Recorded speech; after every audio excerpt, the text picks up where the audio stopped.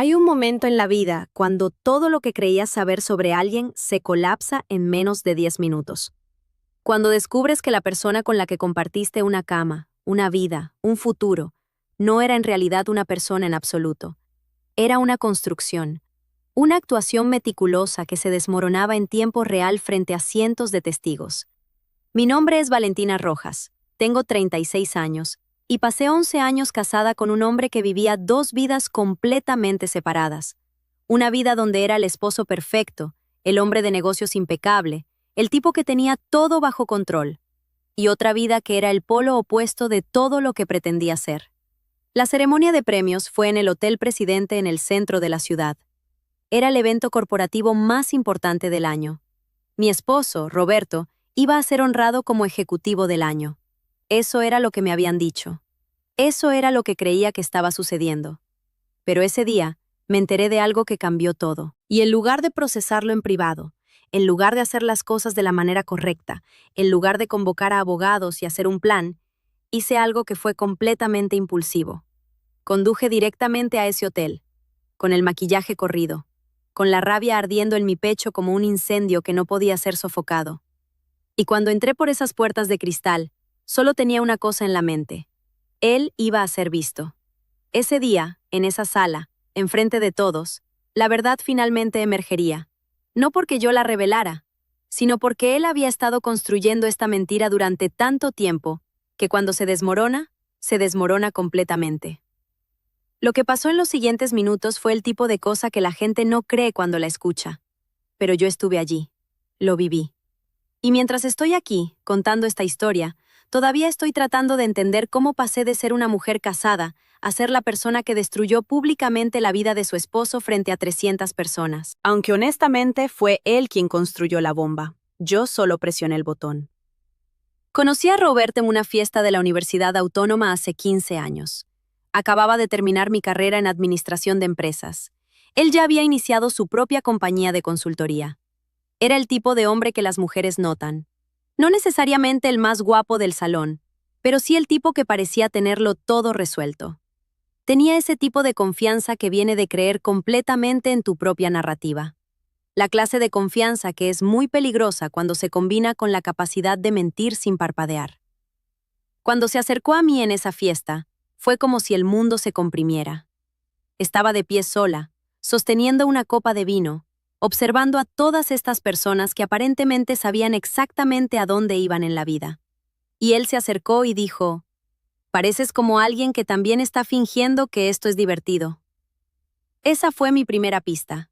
Pero no lo reconocí como tal. Lo que reconocí fue a alguien que parecía verme, que parecía entender lo que estaba sintiendo sin que tuviera que explicar, que parecía estar en el mismo lugar emocionalmente que yo.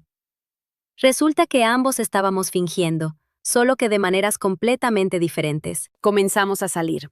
Pasó rápidamente. Él me llevaba a restaurantes bonitos, me presentaba a sus amigos, me hablaba sobre sus sueños para la compañía, sobre cómo iba a construir un imperio. Yo lo escuchaba como si fuera la cosa más interesante que había escuchado en mi vida. Y supongo que lo era, porque quería creer que alguien más tenía las respuestas, que alguien más sabía a dónde iba y que yo podía simplemente seguir. Nos casamos cuando tenía 25 años. Fui demasiado joven, lo sé ahora. Pero en ese momento se sentía como el destino, como si hubiera estado esperando que este hombre apareciera para que mi vida finalmente tuviera un propósito. Los primeros años fueron lo que supongo que todas las personas llaman la luna de miel. Él era atento, era romántico, me llevaba a viajes sorpresa, me compraba regalos extravagantes, hacía que sintiera que era la cosa más especial que había sucedido en su vida. Y luego, gradualmente, todo cambió. No fue un cambio drástico. Fue más como ver cómo el color se desvanece de una fotografía, un poco aquí, un poco allá, hasta que te das cuenta de que lo que estás mirando ya no es el mismo. Comencé a notar que pasaba mucho tiempo en el trabajo, noches completas, fines de semana. Cuando le preguntaba al respecto, decía que la compañía necesitaba su atención, que estaban en un momento crítico, que si quería que tuviéramos la vida que habíamos soñado, tenía que enfocarse. Solo un poco más, decía.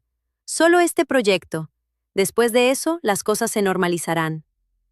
Pero después de ese proyecto venía otro, y después de eso, otro. Y con el tiempo me acostumbré a tenerlo ausente. Me acostumbré a hacer planes para una sola persona. Me acostumbré a dormir sola. Tenemos 2 hijos, Diego, que tiene 9 años, y Sofía, que tiene 6. Ambos nacieron durante el tiempo que él estaba enfocado en el trabajo. Ambos crecieron principalmente con él como figura ausente. Ambos aprendieron que si querían tiempo con su padre, tenían que esperar hasta que él decidiera que tenía tiempo para ellos. Los fines de semana, él desaparecía. Decía que tenía reuniones, que tenía que ver a clientes, que tenía que trabajar. Y yo simplemente lo creía. ¿Sabes qué es lo más vergonzoso? No fue que no le creyera. Fue que dejé de preguntar. En algún punto, fue más fácil asumir que lo que me estaba diciendo era verdad que enfrentar la posibilidad de que no lo era. Porque si no lo era, entonces significaba que tenía que hacer algo al respecto. Y en ese momento de mi vida, no sabía cómo hacer algo al respecto. Así que simplemente permití que nuestras vidas se separaran cada vez más. Él vivía su vida, yo vivía la mía, y nuestros hijos vivían en el espacio entre nosotros. Nada dramático sucedió. No hubo grito, ni llanto, ni momento de ruptura. Solo un matrimonio que se fue disolviendo lentamente como azúcar en agua. Hace aproximadamente un año, comencé a revisar su teléfono. No porque fuera particularmente sospechosa, sino porque después de 11 años de matrimonio, no sabía quién era este hombre realmente. Y pensé, tal vez si puedo averiguar dónde pasa su tiempo, puedo empezar a entender quién es. Lo que encontré fue desgarrador, y no de la manera que esperaba. No era otra mujer, o al menos no de la manera que había temido. Era un mundo completamente separado que él había construido. Un mundo que no tenía nada que ver conmigo, con nuestros hijos, con nuestro matrimonio. Un mundo donde era una persona completamente diferente. Tenía otra familia. No estoy siendo dramática, no estoy exagerando. Tenía una segunda esposa. En otra ciudad, con 2 hijos. Una vida completa que era un reflejo casi exacto de la vida que pretendía vivir conmigo. Excepto que en esa vida, parecía presente. Parecía comprometido. Parecía como si realmente importara. Pasé meses procesando eso en silencio. Pasé meses yendo a terapia sin decirle a nadie. Pasé meses tratando de entender si estaba loca, si había malinterpretado algo, si había alguna forma de que esto fuera una confusión. Pero no había confusión.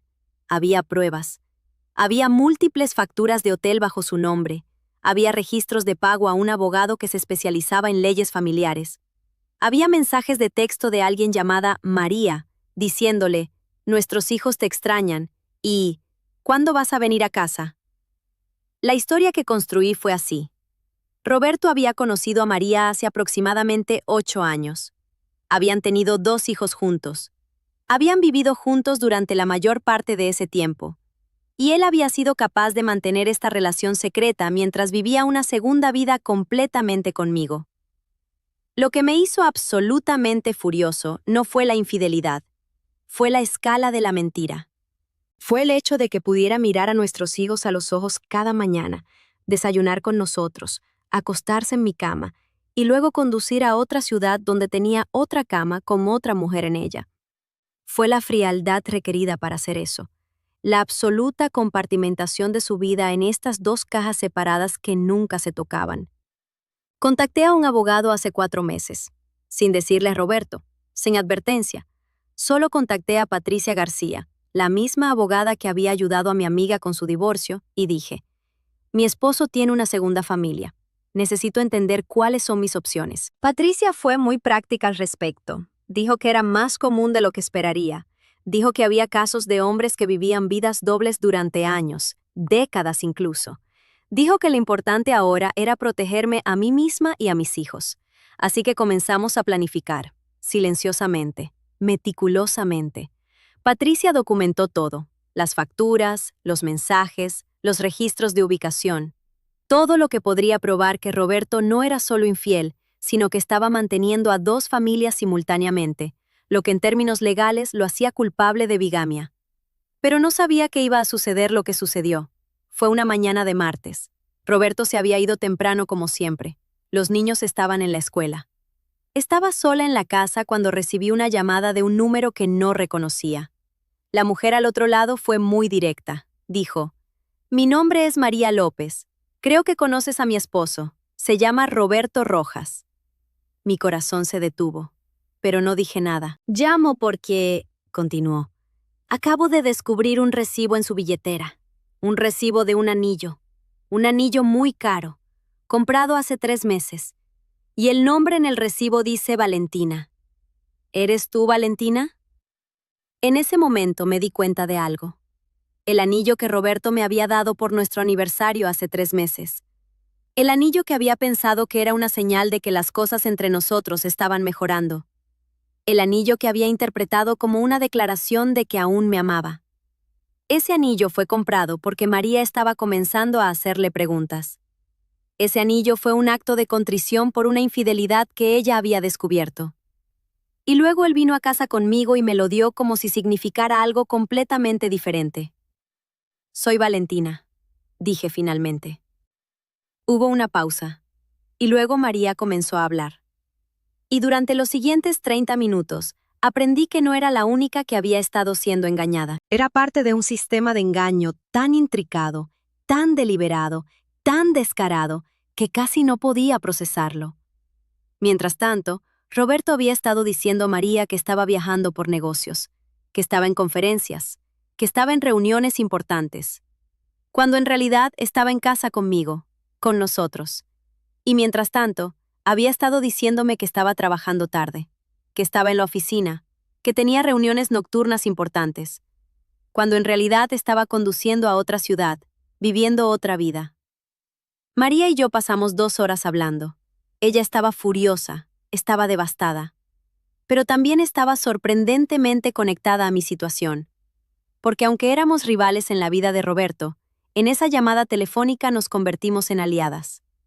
Fue ella quien me dijo sobre la ceremonia de premios. «Va a recibir un premio», dijo, «mañana por la noche.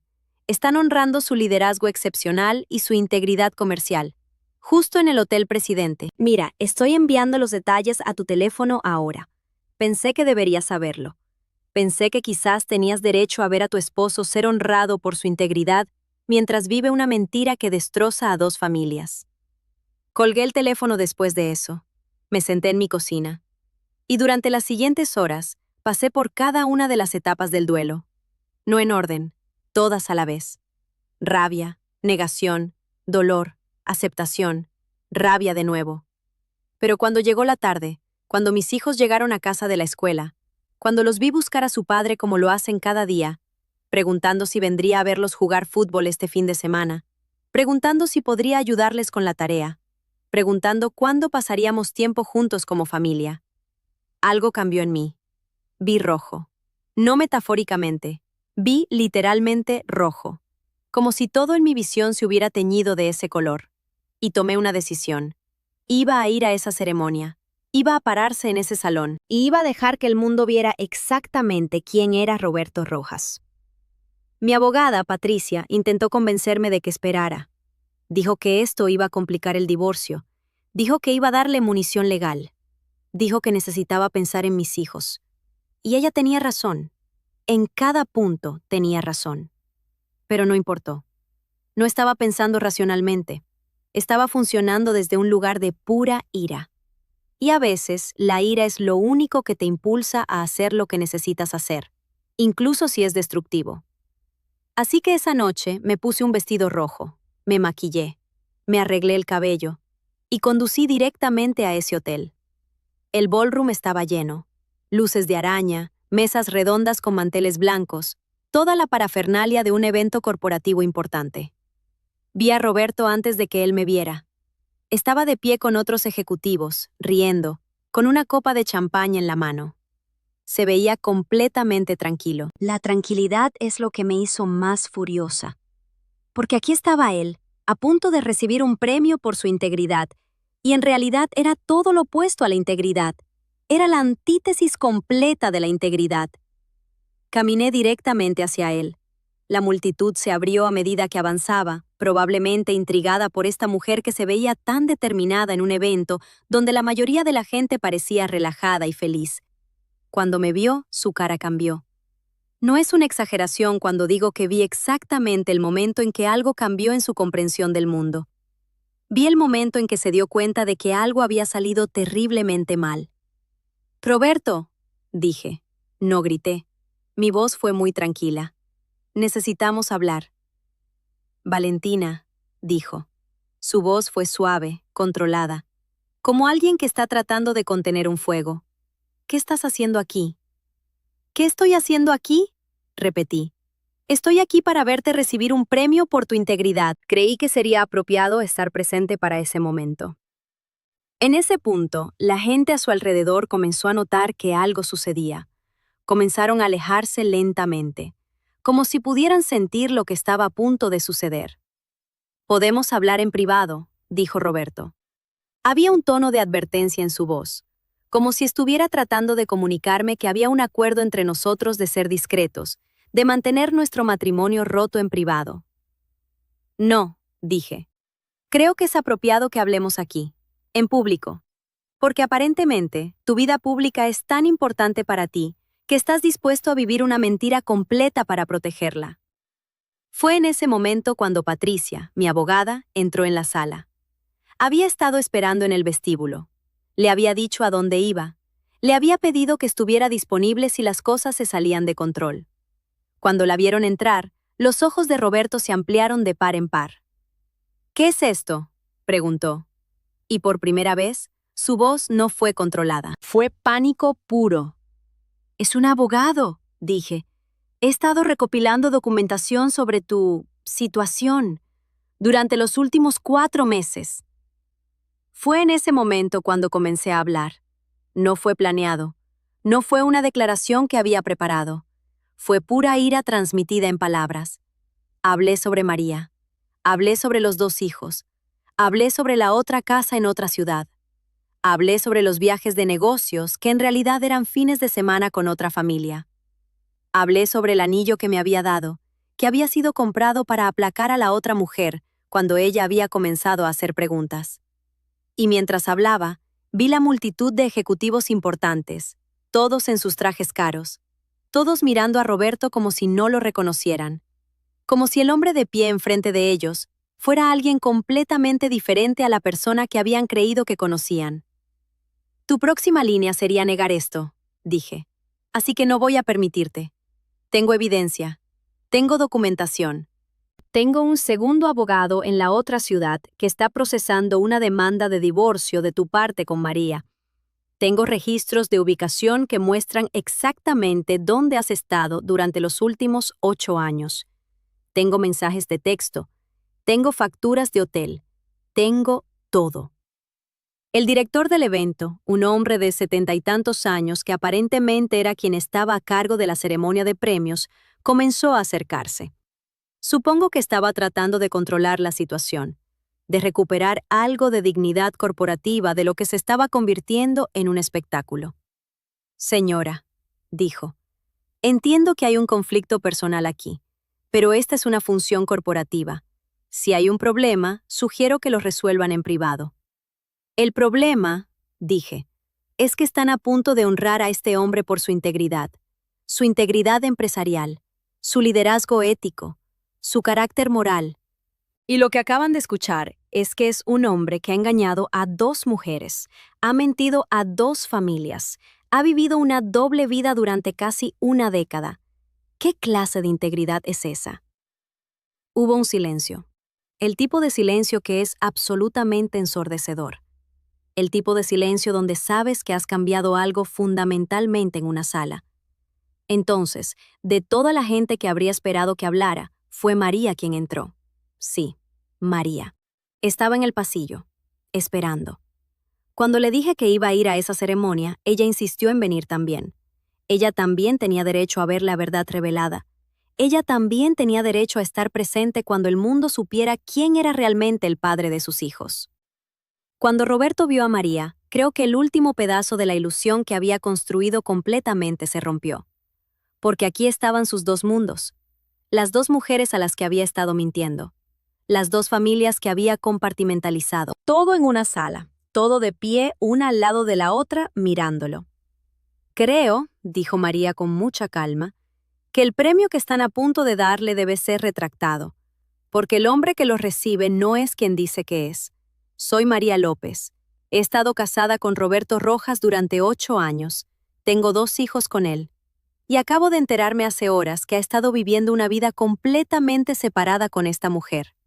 Así que, mientras que Valentina tiene toda mi simpatía, también quiero que todos en esta sala sepan que soy también víctima de sus mentiras. El director del evento, que había estado tratando de mantener una postura de dignidad corporativa, se dio por vencido. Simplemente se alejó. Lo que sucedió después fue caótico. Algunas personas se fueron, otras se acercaron, queriendo saber más. Algunos periodistas que estaban cubriendo el evento comenzaron a tomar fotos y hacer preguntas. Roberto se quedó de pie en el medio de todo eso, sin decir nada, sin hacer nada, solo de pie, como alguien que acababa de darse cuenta de que su mundo se había desmoronado completamente. Después de eso, no recuerdo mucho. Recuerdo que Patricia me llevó fuera. Recuerdo que María y yo intercambiamos números de teléfono. Recuerdo que subí a mi auto y fui a buscar a mis hijos a casa de mi madre, donde los había dejado mientras iba a la ceremonia. Recuerdo que cuando vi sus caras, me rompí. Porque comprendí completamente lo que había hecho. Había destruido públicamente la vida de su padre. Había revelado una verdad que iba a cambiar sus vidas para siempre. Y lo había hecho no por justicia o por un plan cuidadosamente trazado. Lo había hecho porque estaba furiosa. Los siguientes meses fueron un caos. Roberto fue despedido de su trabajo. Su empresa decidió que ya no podían estar asociados con él, que su escándalo personal era demasiado divisivo para la reputación corporativa. Los abogados se involucraron, los procedimientos legales se multiplicaron. Resultó que la bigamia técnicamente es un delito, así que no solo enfrentaba un divorcio, sino potencialmente cargos penales. Las noticias locales cubrieron la historia. Ejecutivo honrado por integridad, expuesto por doble vida. Hombre acusado de bigamia después de confrontación pública en gala. Los titulares fueron prácticamente insoportables. Y mientras todo esto sucedía, tuve que averiguar cómo criar a 2 hijos mientras procesaba el hecho de que su padre era alguien que nunca había conocido realmente. Diego, mi hijo mayor, lo tomó con mucha dureza. Fue el punto de inflexión. Fue cuando el mundo que creía que tenía se desmorona. Recordaba a su padre como alguien que estaba constantemente ausente, así que quizás fue un poco más fácil para él que fue todo una mentira. Pero eso no lo hizo menos doloroso. Sofía, mi hija, era demasiado joven para entender completamente, pero lo suficientemente mayor como para darse cuenta de que algo era muy diferente. Preguntaba dónde estaba su papá. Preguntaba si vendría a recogerla. Preguntaba si algo que había hecho lo había asustado. Lo que fue lo más difícil de todo fue tratar de explicarle a una niña de 6 años que su padre era alguien que estaba completamente roto, que era alguien que había hecho cosas muy dañinas, que no podía venir a verla porque estaba enfrentando consecuencias legales. Mi amiga, la que había visto todo esto, me preguntó una vez, ¿te arrepientes? ¿De haber irrumpido en la ceremonia de premios? ¿De haber expuesto todo públicamente? Y esto es lo honesto, sí. Me arrepiento, pero no porque lo que hice fue incorrecto. Me arrepiento porque daño a mis hijos. Me arrepiento porque, aunque Roberto merecía ser expuesto, mis hijos no merecían ser arrastrados a través de eso de la manera en que lo fueron. Me arrepiento porque hay una diferencia entre buscar justicia y buscar venganza, y lo que hice en esa ceremonia fue venganza pura. Pero aquí está la otra parte. Incluso sabiendo eso, incluso sabiendo todo lo que vendría después, si tuviera que hacerlo de nuevo, creo que probablemente lo haría. Porque vivir una mentira, permitir que Roberto continuara viviendo una mentira, eso era insoportable. Y a veces, lo insoportable requiere acciones impulsivas. Patricia, mi abogada, fue increíble durante todo esto. Navegó el desorden legal, se aseguró de que fuera protegida, se aseguró de que mis hijos fueran protegidos. El divorcio fue complicado, pero al final, ganamos la custodia total, ganamos apoyo infantil, ganamos una liquidación que cubrió nuestras necesidades. Pero el dinero no cambió lo fundamental, que mi matrimonio fue una mentira, que pasé 11 años amando a un fantasma, que levanté 2 hijos con alguien que no era lo que pretendía ser. En los meses después de la ceremonia, algo sucedió que no esperaba. María y yo nos convertimos en amigas. No es lo que esperas escuchar. Cuando dos mujeres descubren que comparten un esposo, generalmente lo que sucede es que se culpan mutuamente. Se ven la una a la otra como rivales, como amenazas. Pero María y yo, por alguna razón, nos vimos la una a la otra como sobrevivientes. Pasamos horas en el teléfono hablando sobre cómo Roberto había hecho exactamente lo mismo con ella que conmigo. Cómo había mentido sobre viajes de negocios. Cómo había estado ausente para los momentos importantes. Cómo había construido una narrativa completamente falsa sobre quién era. Y descubrimos que ambas habíamos culpado a nosotras mismas. Ambas habíamos pensado que quizás si hubiéramos sido mejores esposas, si hubiéramos sido más atentas, si nos hubiéramos enfocado menos en nuestras propias necesidades, quizás él habría estado presente, quizás habría sido más honesto. Pero no fue así, dijo María una noche. Ambas le dimos exactamente lo que quería. Una esposa en casa, una en otra ciudad. Una familia en una ubicación, otra en otra. Él obtuvo el beneficio de ambas vidas sin ninguna de las responsabilidades de ninguna. Su hija mayor, Carmen, es de la edad de Diego. Ahora que todo está resuelto, ahora que está claro que van a divorciarse a ambas, sus hijos van a estar en la misma escuela. Van a crecer juntos. Van a saber que tienen hermanos medio y medio hermanos. Van a tener que forjar identidades en un mundo donde su padre es la persona que hizo eso. Eso me preocupa. Pero también creo que será mejor para ellos a largo plazo, porque vivirán en la verdad, no en la mentira que Roberto había construido. Volví a la terapia. Pasé 2 años yendo a terapia después del divorcio de mi primer matrimonio, así que cuando esto sucedió, retomé con el mismo terapeuta.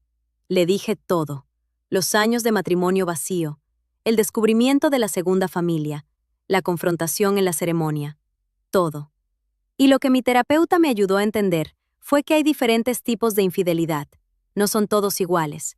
No todos causan el mismo daño.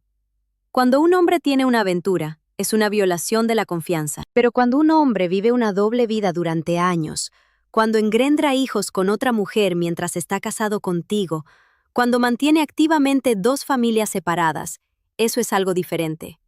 Eso es un tipo de enfermedad psicológica. Eso es un tipo de sociopatía. Él no es una mala persona que hizo algo malo, dijo mi terapeuta.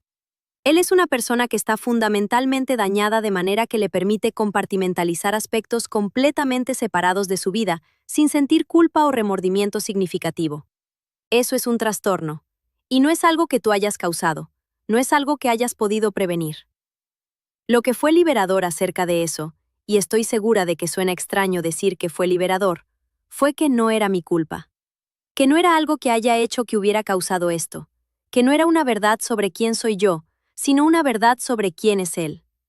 Cuando las personas me preguntan si me arrepiento de lo que hice en esa ceremonia de premios, la respuesta es complicada. No me arrepiento de revelar la verdad.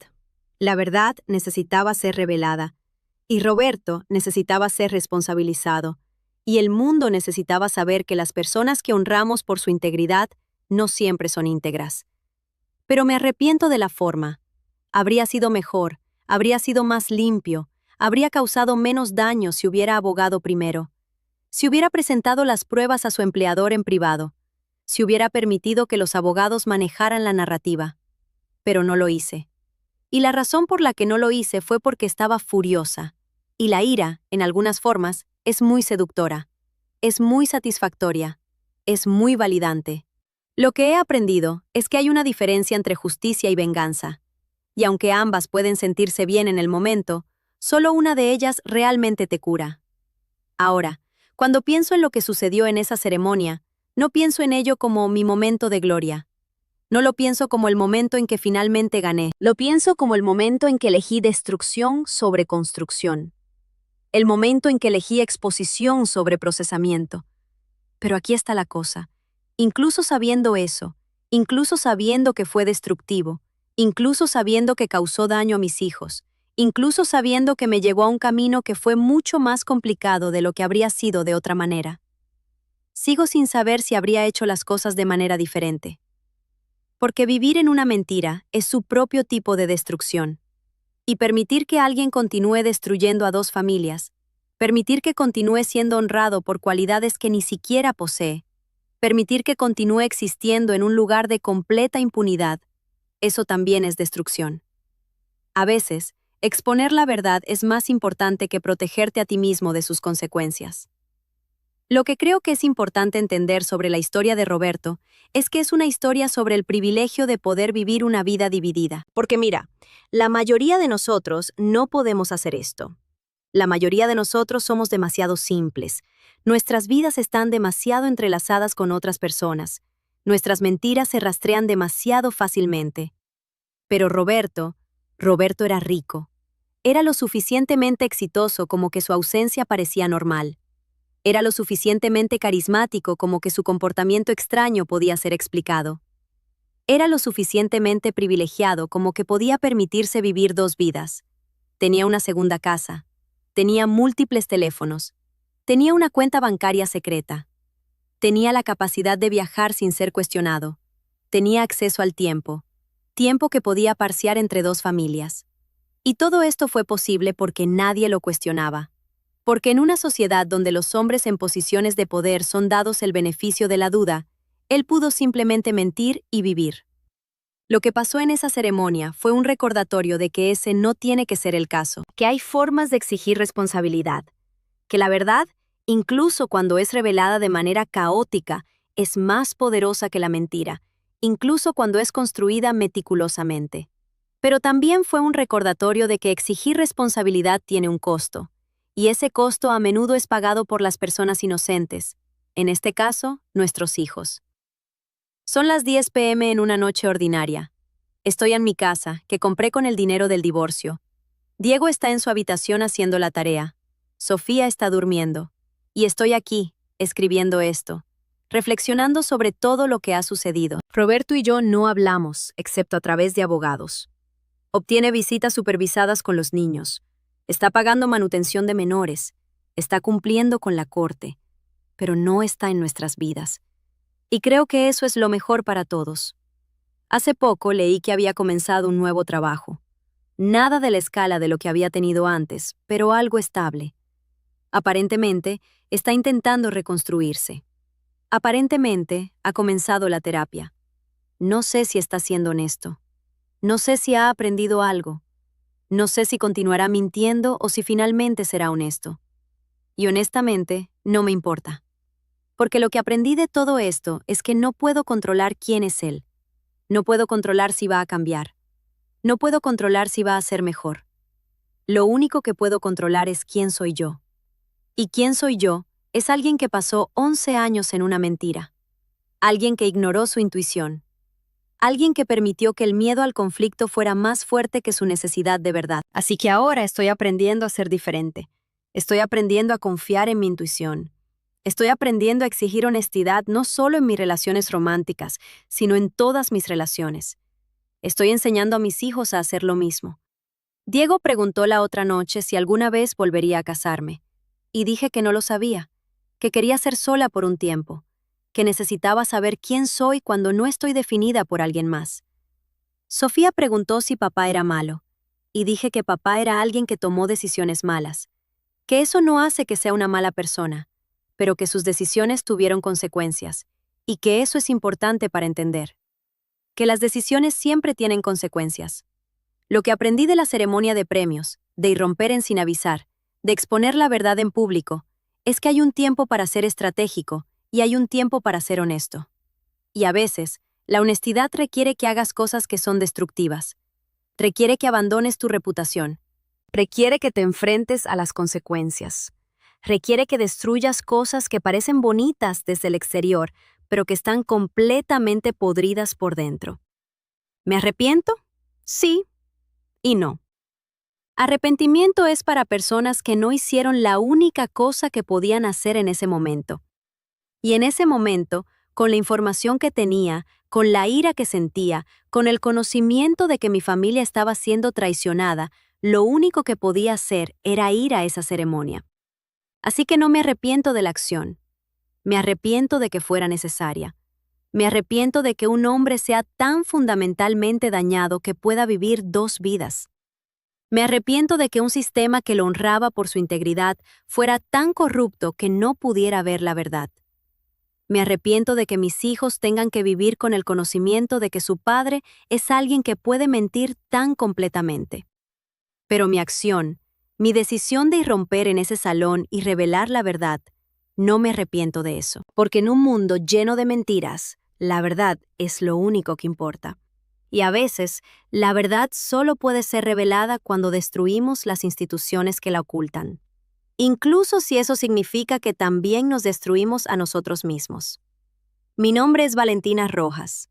Pasé 11 años casada con un hombre que vivía una doble vida. Descubrí su verdad de la forma más brutal posible. Y entonces hice algo que fue impulsivo y destructivo y completamente honesto. Y aunque no haría las cosas exactamente igual si tuviera que hacerlo de nuevo, tampoco retiraría las palabras. Porque esas palabras fueron la única cosa que separó la verdad de la mentira. Fueron la única cosa que obligó a un hombre privilegiado a enfrentar responsabilidad. Si estás en una situación similar, si estás en una relación donde sientes que algo no está bien, si tienes pruebas de que algo fundamental es falso, te ruego que no hagas lo que hice. Sé estratégico, sé inteligente, protégete a ti mismo y a tus hijos primero. Luego, cuando estés preparada, cuando tengas el apoyo, cuando tengas el plan, entonces revela la verdad. Pero revélala, porque vivir en una mentira es peor que cualquier consecuencia que pueda venir de la verdad. Eso es lo que sé ahora.